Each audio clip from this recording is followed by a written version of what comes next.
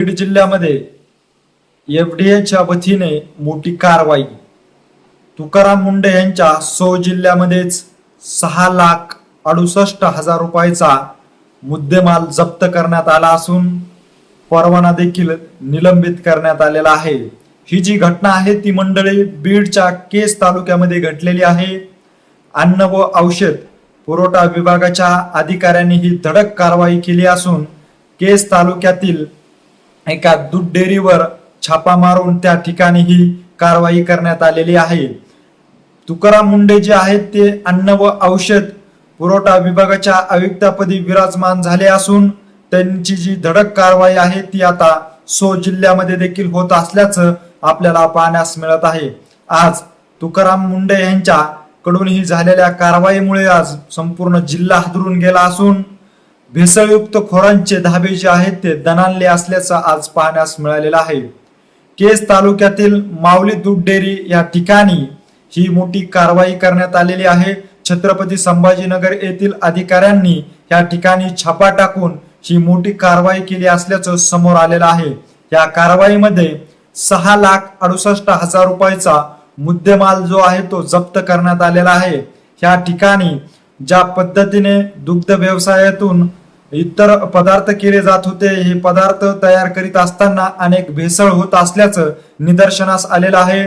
या जे पदार्थासाठी वापरण्यात आलेल्या ज्या वस्तू आहेत याची देखील नमुने जे आहेत ते आता तपासणीसाठी पाठवण्यात आले असल्याचं देखील सांगितलं जात आहे. याचबरोबर ह्या दूध डेअरी या ठिकाणी स्वच्छतेचं प्रमाण जे आहे ते अत्यंत कमी प्रमाणात असल्याचं निदर्शनास आलेलं आहे. याचबरोबर ह्या ठिकाणी माशाचा प्रादुर्भाव, घाणीचा प्रचंड या ठिकाणी वाढलेला खच, ह्यामुळे ही कारवाई जी आहे ती अन्न व औषध पुरवठा विभागाच्या मार्फत करण्यात आली असल्याचं सांगितलं जात आहे. आपण जर पाहिलं तर गेल्या 20 ते 25 दिवसापासून राज्यामध्ये विविध ठिकाणी अन्न व औषध पुरवठा विभागाचे आयुक्तपदी विराजमान झाल्यानंतर तुकाराम मुंढे यांनी धडक कारवाई सुरुवात केल्याचं आपण पाहिलेलं आहे. आणि आज बीड जिल्ह्यामध्ये थेट त्यांच्याच जिल्ह्यामधील केस तालुक्यामध्ये त्यांनी एक मोठी कारवाई केली असल्यामुळे बीड जिल्ह्यातील अनेक ठिकाणच्या भेसळखोरांचे धाबे दणाणले असल्याचं आज पाहण्यास मिळत आहे.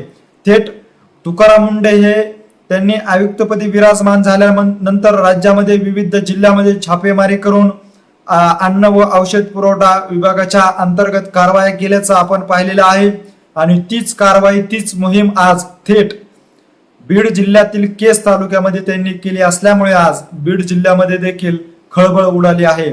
तुकाराम मुंढे हे बीड जिल्ह्यातील असले तरी मात्र त्यांची कारवाईचा जो धडक आहे तो आजही कायम असल्याचं आपल्याला पाहण्यास मिळालेलं आहे. तुकाराम मुंढे यांच्या कारवाईमुळे आज बीड जिल्ह्यातील अनेक तालुक्यामधील भेसळखोरांचे जे धाबे आहेत ते दणाणले असल्याचं देखील आपल्याला पाहण्यास मिळालेलं आहे.